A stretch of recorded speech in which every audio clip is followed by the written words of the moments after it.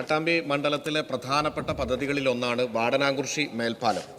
ഈ വാടനാകുറിശി മേൽപ്പാലം RBDCKയുടെ കീഴിൽ തമിഴ്നാട് ബേസ് ചെയ്തിട്ടുള്ളൊരു കമ്പനിയാണ് അത് ഏറ്റെടുത്തിട്ടുള്ളത്. അതിൻ്റെ സമയബന്ധിതമായി അത് പൂർത്തീകരിക്കാതെ വലിയ രീതിയിൽ വളരെ കുറച്ച് പണിക്കാരെ മാത്രം വെച്ചുകൊണ്ട് ഇത് വളരെയേറെ ജനങ്ങൾക്ക് ബുദ്ധിമുട്ടുണ്ടാക്കുന്ന സാഹചര്യമാണ്. ഫില്ല് ചെയ്ത് കയറ്റേണ്ട ഭാഗത്തു കൂടെയാണ് ഇപ്പോൾ വാഹനങ്ങൾ പോകുന്നത്. അത് കാരണം തന്നെ വലിയ ബുദ്ധിമുട്ടാണ്. ഒരു അപ്രോച്ച് റോഡിന് വേണ്ടിയിട്ട് തന്നെ മിനിസ്റ്റർ തന്നെ നേരിട്ട് ഇടപെട്ടിട്ടാണ് ഒരു ഭാഗത്ത് ചെയ്തത്. മറ്റു ഭാഗത്തും അപ്രോച്ച് റോഡ് ഉണ്ടാക്കിയിട്ട് വളരെ വേഗത്തിൽ ഇത് പൂർത്തീകരിക്കാൻ പറ്റുന്നതാണ്. എന്നാൽ കരാറുകാരൻ ജനങ്ങളോടുള്ള ഒരു വെല്ലുവിളി എന്നുള്ള നിലക്കാണ് പ്രവർത്തിക്കുന്നത്. യാതൊരു തരത്തിലും കൂടുതൽ പണിക്കാരെ കൊണ്ടുവരുന്നില്ല. RBDCK പറഞ്ഞാൽ കേൾക്കുന്നില്ല.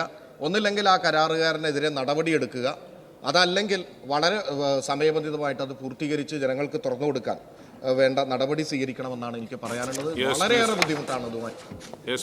വാടാനംകുറിശി റെയിൽവേ മേൽപ്പാലത്തിന്റെ നിർമ്മാണം പൂർത്തീകരിക്കുന്നത് സംബന്ധിച്ചാണ് ബഹുമാനപ്പെട്ട Shri Muhammad Muhsin MLA submission. Level cross ഇല്ലാത്ത കേരളം പദ്ധതിയിൽ ഉൾപ്പെടുത്തിയാണ് വാടാനംകുറിശി റെയിൽവേ മേൽപ്പാലം പദ്ധതിക്ക് അനുമതി നൽകിയത്. കിഫ്ബി ഫണ്ട് ഉപയോഗിച്ചാണ് ഈ മേൽപ്പാല നിർമ്മാണം. 16 സ്പാനുകളുടെ മേൽപ്പാലത്തിന്റെ 15 സ്പാനുകളുടെ സ്ലാബ് നിർമ്മാണം പൂർത്തീകരിച്ചിട്ടുണ്ട്. റെയിൽവേ പോർഷനാണ് ഇനി പൂർത്തീകരിക്കാനുള്ളത്. റെയിൽവേ പോർഷന്റെ നിർമ്മാണം അവർ നേരിട്ട് നിർവഹിക്കുകയാണ്. അതിന്റെ നിർമ്മാണം പുരോഗമിച്ചു വരുന്നു. മേൽപ്പാലത്തിന്റെ അപ്രോച്ച് റോഡ് നിർമ്മാണത്തിന്റെ ഭാഗമായി ഒരു വശത്തെ റിട്ടേണിംഗ് വാളിന്റെ നിർമ്മാണം ഏറെക്കുറെ പൂർത്തിയായിട്ടുണ്ട്.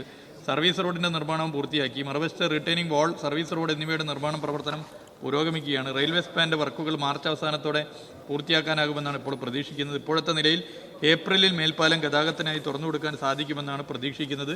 ഈ കരാറുകാരനുമായി ബന്ധപ്പെട്ട വിഷയത്തിൽ ഇടപെട്ടിട്ടുണ്ട്. ഇനിയും ഇടപെടാമെന്നുള്ളത് സഭയെ അറിയിക്കുകയാണ്.